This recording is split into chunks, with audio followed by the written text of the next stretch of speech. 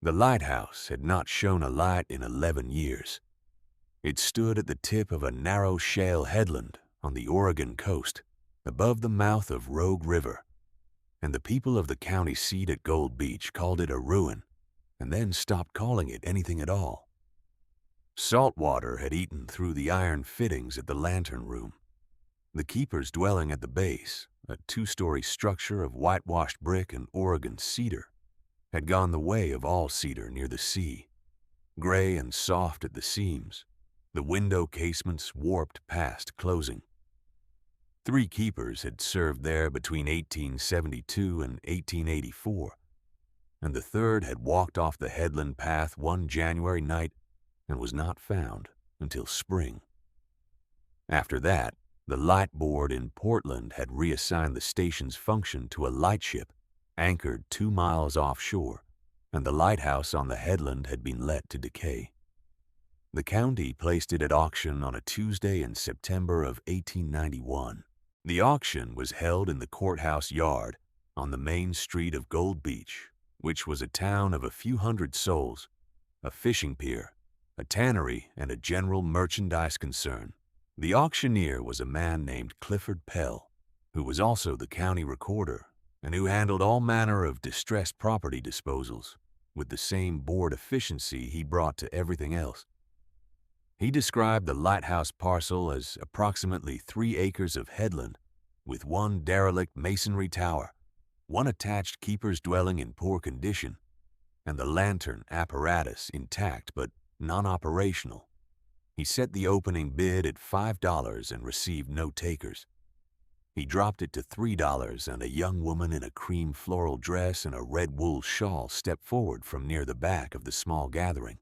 Her name was Vera Marsh, and she was 26 years old, and she had arrived in Gold Beach 4 months earlier with a canvas satchel, $17 remaining from a longer sum, and a set of tools she had carried across 2 territories rather than sell. The tools belonged to her father, who had died the previous winter on a survey job in the Cascades. Edwin Marsh had worked as a lighthouse tender and later as a keeper's assistant for the Light Board of Portland for 19 years before age, and the wet climate had moved him out of their service and into private surveying work. He had taught Vera the mechanics of lighthouse operation the way other fathers taught daughters to sew, patiently, with the expectation that she would one day need it. In the long evenings of her childhood in the keeper's cottage at Cape Arago, she knew how a Fresnel lens was seated and cleaned. She knew how a clock drive mechanism was wound and regulated. She knew the difference between a first-order and a fourth-order lamp, and she knew that a lighthouse abandoned did not mean a lighthouse broken. Clifford Pell looked at her when she stepped forward. He looked at her worn boots and her canvas satchel, and the tools visible at the satchel's open top. And then he looked at the men in the yard who had declined his $5 opening, and he wrote her name in his ledger. She paid $3 and received a deed to the parcel. A man near the courthouse steps said something to the man beside him that she did not catch exactly, but she caught enough of it. She had heard the town's accounting of the lighthouse before she bid. The third keeper, the January night, the 11 years of silence, the general conviction that the headland was a place things went into and did not come out of. She tucked the deed into her satchel next to a wedge and a box wrench and walked to the livery stable to hire a horse. If you have ever stood at a derelict lighthouse and felt that pull of a thing sealed and waiting, stay with this story. There is something inside the tower at the tip of the headland that no one has touched in 11 years. The road to the headland was a track of oyster-shell gravel that wound through coastal scrub and then climbed a 1/4 mile through shore pine to the edge of the cliff. The day was clear and the sea visible through the trees before the cliff, the water a flat blue-gray in the September light. She could hear the surf on the reef 200 yards south of the headland, a low, continuous sound that the shore pines muffled but did not stop. Vera reached the property at mid-afternoon, and tied her horse to a cedar post that had once held the property gate. The gate itself had fallen, its hinges rusted through where they met the post, the gate lying flat in the gorse with the wood bleached nearly white. She stood for a moment and looked at it. A gate that had been down long enough to bleach in the weather was not a gate anyone had chosen to leave open. She walked the perimeter before she went inside. The headland was perhaps 3 acres of broken shale and compacted soil, the vegetation mostly coastal grasses and shore pine, with a stand of wind-sculpted Sitka spruce at the northern edge that had shaped themselves over decades into the prevailing wind so that their crowns all leaned inland as one. The site was exposed on 3 sides to the Pacific. On the 4th side, the track continued down to the county road. There was a secondary structure at the northern margin of the property, a small cottage of weathered wood with a low roof that was not mentioned in the auction description. Someone had mended the cottage's chimney within the last year. The mortar between the upper courses of brick was noticeably lighter than the old mortar below. She noted the cottage and kept walking. The tower was a white-painted conical masonry structure, 62 feet from its stone foundation to the base of the lantern room, which was enclosed by a cast-iron gallery railing and a glass lantern drum. The tower was a white-painted conical masonry structure, 62 feet from its stone foundation to the base of the lantern room, which was enclosed by a cast-iron gallery railing and a glass lantern drum. The paint was flaking badly on the seaward face, and there was salt pitting in the brick joints from the 1st story to the 3rd. But the masonry itself appeared sound. A crack ran from a window at the 2nd story level up and to the right for perhaps 4 feet before losing itself in the paint. But it was old and hair-lined and had not widened. The iron gallery railing was orange with rust, but intact. The lantern drum was intact. She noted all of this and then walked to the keeper's dwelling. The dwelling was in worse condition than the tower. The front door had swollen in its frame and required her shoulder to open. Inside, the ground floor was a kitchen and storage space. The kitchen stove was a cast-iron range, a majestic model crusted with salt deposits and nesting debris but structurally whole. The storage room held 2 broken crates, a rusted lamp oil drum that had been empty for some years, and a set of shelves bearing miscellaneous hardware. The 2nd floor divided into a bedroom and what had served as the keeper's office. The bedroom was bare. The office held a desk, 2 chairs, and a locked cabinet built into the north wall. She went through the desk first. The drawers held nothing of use, only old receipts from a ship chandler in Coos Bay, a tide table for 1883, a broken pipe. She tried the cabinet. It was locked with a small brass mechanism, the keyhole round and clean compared to the general state of the room. Her father had kept a similar cabinet at Cape Origo for storing the station's official logbooks and the maintenance register. She recognized the lock type. She had in her satchel a set of picks her father had given her for the occasions when station hardware locked itself against its own tenders, which happened, he said, at the worst possible times. She worked the lock for 11 minutes and it opened. Inside the cabinet were 5 logbooks, a maintenance register, and a sealed tin box, the kind used for document storage, with a hinged lid and a small padlock. She took everything to the desk. The logbooks were the station's official record, dating from the Lighthouse's establishment in 1872 to its last operational entry in January of 1884, just before the final keeper's disappearance. She read the last keeper's entries first. His name, recorded in a precise clerical hand at each entry, was Harold Goss. His entries through November and December of 1883 were routine, recording weather conditions, lamp hours, oil consumption, the twice-daily winding of the clock drive mechanism that rotated the lens. In mid-December, the entries became shorter. In late December, they were cryptic. On January the 14th, 1884, the entry was only 7 words. The records are in the tin. I will not finish what they want me to finish. That was the last entry in the log. Vera set the log aside and looked at the tin box. The padlock on it was small, brass, and of the same type as the cabinet lock. She opened it in 4 minutes.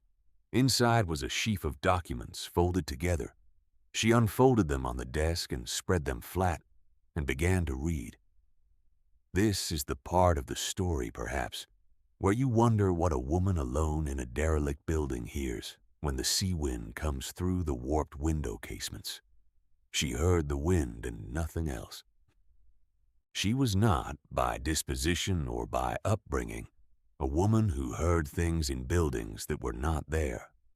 Her father had taught her that a lighthouse was a mechanism, that every groan and shudder in the structure had a physical cause, and that the work of tending was to know the mechanism well enough to tell the usual sounds from the unusual ones. She read. The documents in the tin were copies. They were copies of letters, of a deed, and of a survey plat. The letters were dated between January and October of 1882 and were addressed to Harold Goss at the Lighthouse station. They were from a man named Aldous Crane, who styled himself as a land agent operating out of Portland. They instructed Goss in careful language that said nothing directly to alter his log entries on 4 specific dates in 1882 and 1883 to show that the lighthouse lamp had been extinguished due to equipment failure during those dates. They named specific ships. They named specific nights of storms. Vera set down the letters and spread the deed. It was a deed of conveyance for a parcel of timberland in the Coast Range, approximately 400 acres, transferring from a family named Sorrell to Aldous Crane's Land Trust, executed in October of 1882. She spread the survey plat. It covered the same parcel. She worked through what she was reading until she had it clear. 400 acres of standing timber, transferred to Aldous Crane's Land Trust in the autumn of 1882.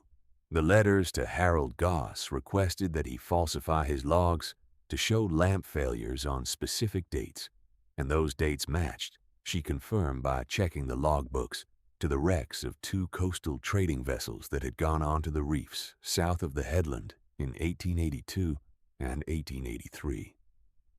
One of those vessels, according to the station log's storm records, had been the Dorinda, which had gone down in November of 1882, carrying 2 passengers and a cargo of goods. The other was the Phaeton, a freight vessel that had struck the reef in March of 1883. Vera knew enough of the coastline and the currents from her years at Cape Arago to understand what a lighthouse with its lamp extinguished on a stormy night meant for a vessel running the channel. The Sorrell family had owned timberland in the Coast Range. Their deed of sale to Crane's Land Trust was dated 3 weeks after the Dorinda went down. The price stated on the deed was $45 for 400 acres of standing timber. $45. She sat with that figure for a moment. Then she folded the documents back into the tin and closed it and locked it again and put it in her satchel next to her tools. Harold Goss had not done what Aldous Crane wanted. His log entries for the dates in question showed no falsified lamp failures. He had kept the light and kept the true record, and then, in January of 1884, he had put the evidence of what he had been asked to do in a tin box and locked it in a cabinet and left the station. He had gone off the headland path in January and had not come back, and Vera did not know what had happened to him on that path, and the law had recorded it as an accident, and 11 years had passed. She spent the rest of the afternoon on the tower. She entered through the internal connecting door between the dwelling and the tower base, and climbed the iron spiral staircase 112 steps to the lantern room. The staircase was sound. Some of the iron treads had surface rust, but none was structurally compromised. She tested each tread with her boot before trusting her weight. At the top, the door to the lantern room was stiff with corrosion at its hinges, but swung clear with effort. She stepped inside. The lantern room was intact. The Fresnel lens, a fourth-order drum lens approximately 20 inches in diameter, sat in its brass mounting ring, which was suspended in its clock-drive cradle. The lens itself was dusty but unbroken. Vera took a clean cloth from her satchel and wiped a section of the glass prisms. The magnification was correct, and the glass uncracked. The clock drive mechanism, which rotated the lens through a system of weights and gears to produce the characteristic flash pattern, was a design she had learned from her father before she could read. She examined it carefully. The main gear train was dry and would need oil. The weight cables were present. The winding key was still in the winding arbor, which meant no one had disturbed the mechanism since the last keeper. She turned the key 1/4 turn. The mechanism was stiff but moved. She stood at the gallery railing outside the lantern room and looked at the Pacific. The sun was lowering toward the water, and the light on the waves was copper-colored. The lightship on the horizon showed her running lights, small and yellow, 2 miles out. It was a converted schooner, she knew from the auction's description of the reassigned station function, and it had been doing the work this lighthouse was built to do for 11 years.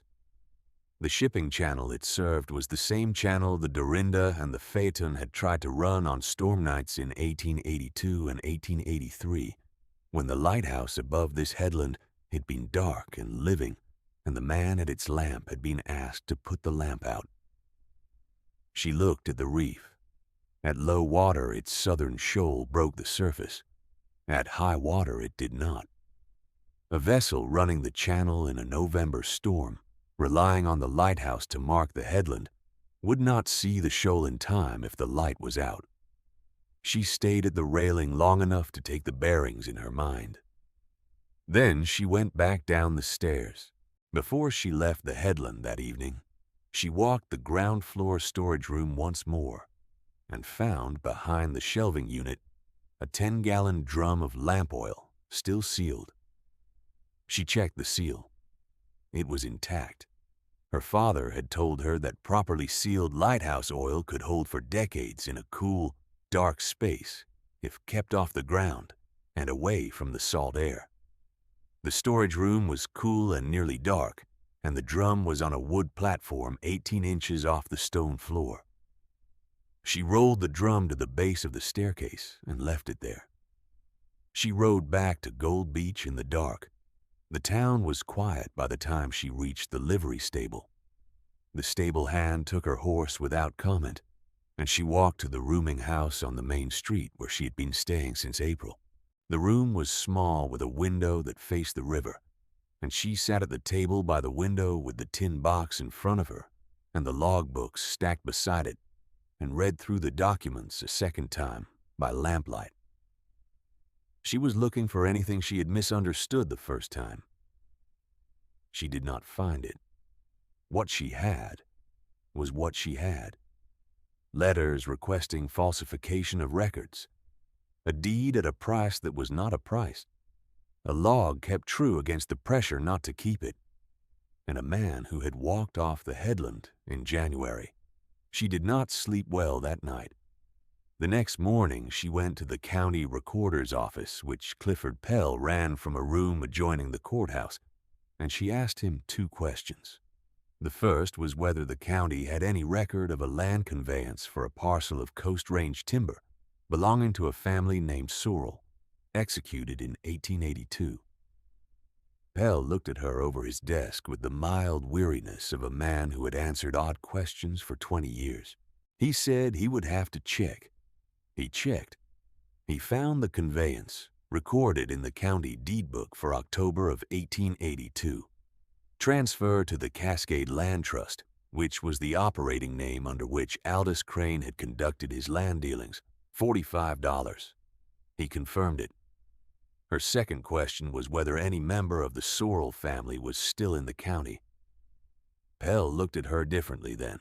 He said there was a woman, Nora Sorrell, who lived on the river road about 4 miles inland. She was the daughter of the family in her late 30s, and she kept chickens and took in laundry. Vera thanked him and left. She found the Sorrell place at midday.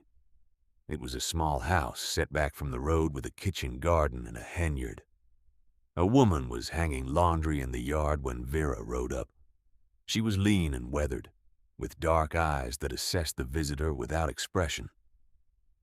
Vera introduced herself and said she had bought the Lighthouse parcel at auction the day previous.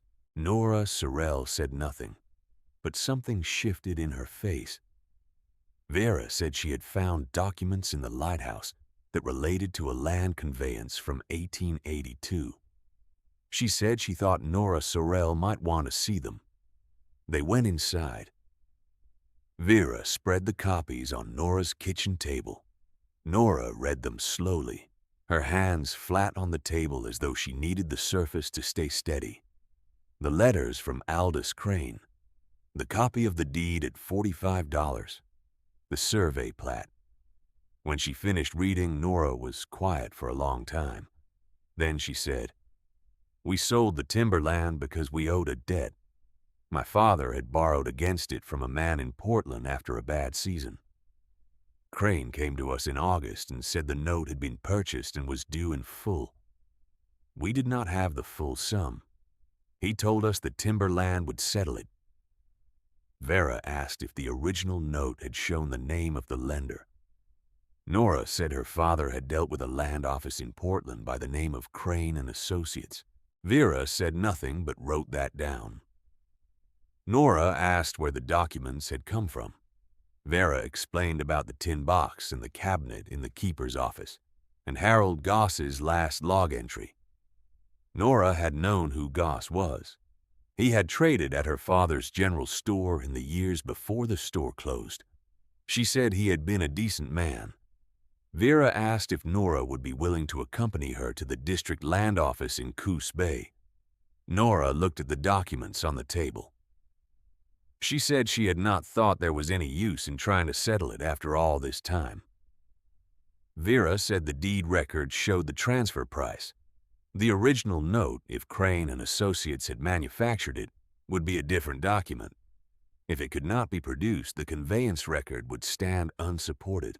She was not a lawyer, she said, but she knew that a land conveyance executed under duress by manufactured debt, when the lender and the buyer were the same party, was not a legal sale in any territory she had read law in. She had read Oregon's land statutes in a courthouse library in Portland while her father's estate was being settled. Nora looked at her for a moment. Then she said she would come. But there was work to do before the land office. Vera returned to the Lighthouse every morning for the next 9 days. The work was steady and specific. She cleaned the Fresnel lens with the cloths and the lens cleaner solution she had purchased at the ship chandler in Gold Beach, working panel by panel around the drum until every prism was clear of 11 years of salt dust and grime. The dust on the prisms was not ordinary dust.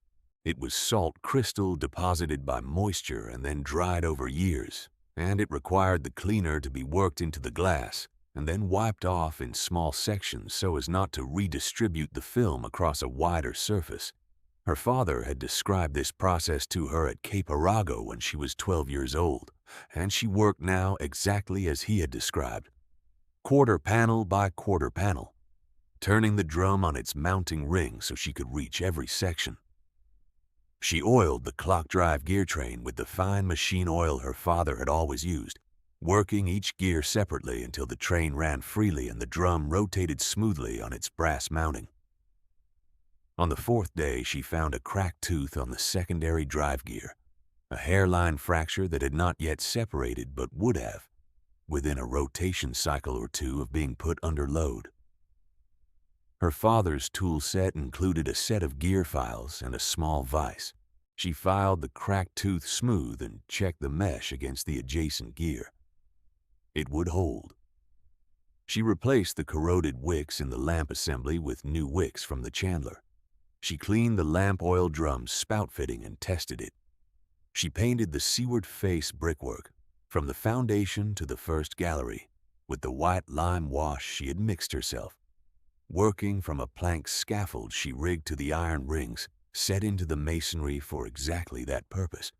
Her hands blistered on the third day from the lime wash, which was caustic in any quantity, and the blisters broke on the fourth day, and she wrapped her palms with clean cloth strips from her kit and went on with the work. By the fifth day, the blisters had calloused over. By the sixth day, she did not notice them. On the eighth day, she met an old man on the headland path. He was perhaps 70, with a white beard and the deliberate walk of someone whose joints had learned to conserve. He introduced himself as Ephraim Tutt, who had fished the river mouth for 40 years and lived in a cottage at the edge of the headland property, which he had done long enough that everyone had forgotten to ask him about it. He had watched her coming and going from the tower and had come to see what she was about. She told him what she was about. She did not tell him about the documents in the tin box, not yet. But she told him she had bought the property and intended to restore the light, and that she was a trained lighthouse tender. He looked at her without particular skepticism or enthusiasm, the way a man looks at weather he has not yet decided on. Then he sat on a piece of driftwood at the cliff edge, and she stood, and he listened without interrupting. When she described the lock on the cabinet and the lock on the tin box, he stopped her and asked what kind of picks she had used. She described them. He nodded and did not ask again. When she was done, he said that he had known Harold Goss. He said that Goss had come to him the night he left the Lighthouse in January of 1884 and had been in a state of some agitation. He had said he could not stay on the headland. Ephraim had offered him shelter for the night. Goss had declined. He had been found at the base of the cliff 3 days later. Vera asked if Goss had said anything else that night. Ephraim said he had. He said Goss had mentioned that he had left something in the station that someone should find, if someone ever came back. Vera nodded and said nothing for a moment. Ephraim asked if she needed help with the winding mechanism, because he had watched her father wind the mechanism at Cape Arago when Ephraim had been a younger man fishing that stretch of coast, and he knew the procedure. She said she did. On the 9th day, they wound the clock drive weights together. The mechanism moved freely now through its full travel, the gear train oiled and clean, the cracked tooth filed smooth and holding. Ephraim handled the weight cables with the practiced ease of a man who had done it before, feeding them through their pulleys without tangling, and Vera watched and confirmed the tension in the cable was even, and the drum seated correctly in its mounting ring. When the mechanism was wound, she checked the gear train by turning the drive wheel by hand through one full rotation. Everything moved as it should. She verified the lamp assembly and the oil feed in the last light of the afternoon. She checked the wick height and the fuel level in the fount and the angle of the chimney glass. Then she waited until the sun had gone below the water and the shipping channel had gone dark. She struck a match and lit the lighthouse for the first time in 11 years. The light showed across the water in a 4-second flash, the characteristic pattern registered for that station in the light board's records, the same flash that mariners running that stretch of coast had memorized and relied upon before 1884. The Fresnel lens caught the flame and threw it seaward as a concentrated beam, white and distinct against the dark sky. Vera stepped out to the gallery and watched the light go across the water. The lightship on the horizon showed its own running lights 2 miles out, small and yellow, the running light of a vessel at anchor that did not know yet what was showing behind it. From the gallery railing, Vera and Ephraim watched the sea accept the light without comment. She wrote that night by the kitchen stove in the keeper's dwelling, which was warm for the first time in a decade, and she wrote a letter to the Light Board of Portland informing them that the lighthouse on the Rogue River headland had been restored to operational condition by its new owner and was showing its registered flash pattern. She enclosed a list of the work performed and the materials used and their costs, and asked whether the board would consider reinstating the station's official designation and entering into a maintenance agreement with the keeper of record, whom she named as herself. She wrote a second letter to the district land office in Coos Bay, requesting an appointment regarding a contested land conveyance from 1882, and she described the documents she held. Nora Sorrell went with her to Coos Bay 3 weeks later. They traveled by the coastal stage, a day's ride north. The district land agent, a methodical man named Harrington, received them in a paneled office that smelled of cedar and old paper. Vera laid the documents from the tin box on his desk. She laid beside them the copy of the county deed record that Clifford Pell had certified. She laid them out in sequence. The letters from Aldous Crane to Harold Goss, requesting falsified log entries on specific dates. The logbooks from the station showing that Goss had kept the true record regardless. The deed from the Sorrell family to the Cascade Land Trust, with its price of $45 for 400 acres of Coast Range timber. And a letter she had obtained from a Portland attorney who had, upon reviewing the documents, stated that the Cascade Land Trust had been established by and operated exclusively by Aldous Crane, making the lender and the purchaser in the 1882 transaction the same party. Harrington read everything. He was a deliberate reader, the kind who moved his finger along a line without touching the page. He read it a second time without speaking, then set the documents in a neat stack and aligned the edges. He asked several questions, all of them precise. He asked whether the logbooks were originals. Vera said they were. He asked whether the copies of the letters in the tin box could be verified against originals. Vera said that was a question for the Portland courts, but that Crane's land trust records might hold them if the courts chose to compel production. He asked whether Nora Sorrell had been present at the original transaction or had knowledge only from her father's account. Nora said both. She had been 17 at the time of the sale.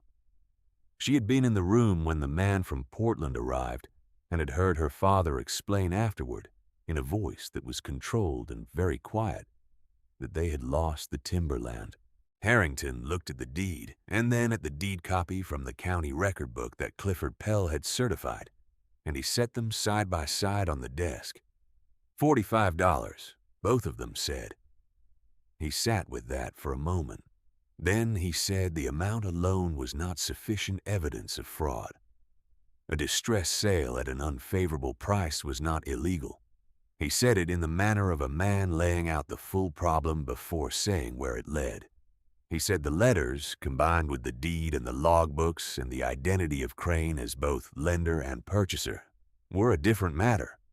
Harrington said he would refer it to the Territorial Land Commissioner in Portland. He said it would take time. Vera said she understood. Nora said nothing but placed her hand flat on the desk over the deed, and then lifted it and folded the deed back and put it in her coat pocket, when Harrington did not object to her keeping the copy. Aldous Crane was at that time 61 years old and had been operating the Cascade Land Trust from a Portland office for 23 years. He had retired from active dealings 2 years prior. When the Territorial Land Commissioner's inquiry reached his attorney in the spring of 1892, the attorney requested a continuance and then another. The commissioner declined the second continuance. Crane's attorney, in the summer of 1892, produced an original signed note from the 1882 Sorrell transaction. Vera's Portland attorney examined it and identified an inconsistency in the paper stock that placed the note's manufacture after 1887. The commissioner accepted the finding. Crane did not contest further. His attorney filed a response acknowledging procedural irregularities in the Sorrell transaction. The 400 acres of Coast Range timber were returned to Nora Sorrell by recorded deed in November of 1892, 1 year and 2 months after Vera had opened a cabinet in a room above the sea. Crane's affairs were otherwise not disturbed. He was old, and he had transferred most of his holdings to a son, and the land commissioner's authority ran only to the conveyance at issue. He was not present at any proceeding. He did not come to a courtroom or a hearing room. He became a name at the bottom of a recorded correction, and then he became irrelevant, which is not the same as punishment, but is, for a man who had operated through paper and distance for 30 years, something adjacent to it. The Light Board of Portland replied to Vera's letter in December of 1891. They acknowledged the restored operational status of the station. They noted that the lightship contract predated the restoration and could not be vacated immediately, but would be reviewed at the contract's natural expiration in 2 years. They proposed a maintenance agreement in the interim at a modest annual sum, subject to quarterly inspection. They named her, in formal Lighthouse service language, as the keeper of record for the Rogue River headlight. She signed the agreement and sent it back. Ephraim Tutt's cottage was, she confirmed with the county recorder's office, on land legally a part of the headland parcel her deed encompassed. She drew up a simple written agreement with him, granting his right of residence in the cottage for the remainder of his life, in exchange for his assistance with the tower and the grounds as he was able. He read it twice and signed it with a steady hand, and said he had lived on the headland long enough that it had seemed peculiar to have no arrangement for it. The following spring, the keeper's dwelling was weather-tight. Vera had replaced the worst of the window casements herself, using a handsaw and chisels from her father's set, and had hired a local carpenter for the roof work she could not do from a scaffold alone. The whitewash was fresh on the tower to its full height. The lens rotated on its clock drive every night, and the 4-second flash showed across the shipping channel and the reefs. Nora Sorrell came to the lighthouse in April of 1892 to tell Vera that the land commissioner's ruling had been issued. They stood on the gallery railing above the sea in the early morning, while the light below them made its mechanical revolution. Nora said the timberland was rocky on the east slope and would need clearing before it had value. But the west slope had mature fir and cedar that she thought would yield a fair cut in a few years if she chose to sell the timber rather than the land itself. She had not decided yet. Vera said there was no hurry.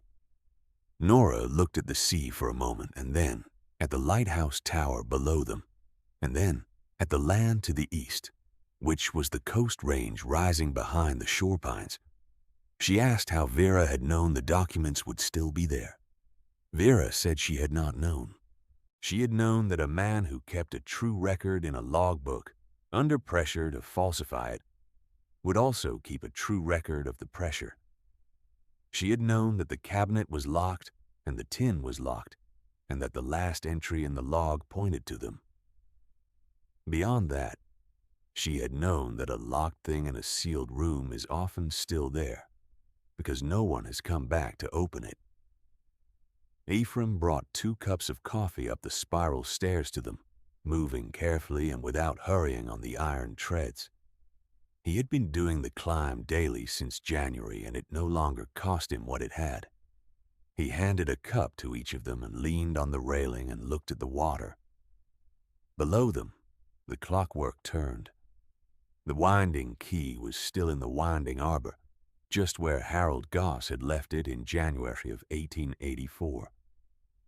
Vera had left it there, as he had, on the day she first climbed those stairs. She wound the mechanism each morning and had not removed the key. There was a discipline in that, the kind her father had taught her. You leave the key where the next keeper can find it. You keep the light. You put down in the official record what is true. The sea does not care about the rest of it. The lighthouse at Rogue River Head stood and showed its light for many years after.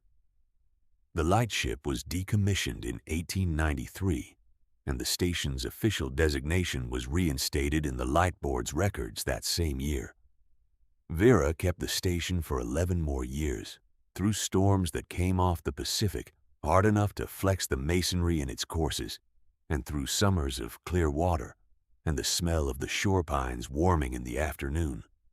She kept the log in the same plain clerical hand Harold Goss had used, and she kept it true. And she kept the tin box in the locked cabinet where she had found it, because it seemed right to leave it there, a document of what a man had refused to do. There are people in the county who will tell you, even now, that the headland is a place things go into and do not come out of. They said it in September of 1891, when a woman in a red shawl stepped forward at an auction and paid $3 for a ruin above the sea, and they went on saying it for a while after that, and then they mostly stopped because the light was showing in the channel every night and the wrecks had ceased, and there was not much to say about a lighthouse that was working. If there is another story like this one waiting for you, it is there. This story is inspired by the lighthouse stations of the Oregon coast in the late 19th century and is a dramatization. All names, characters, and specific events are invented. The lighthouse at Rogue Riverhead and the persons in this account are fictional.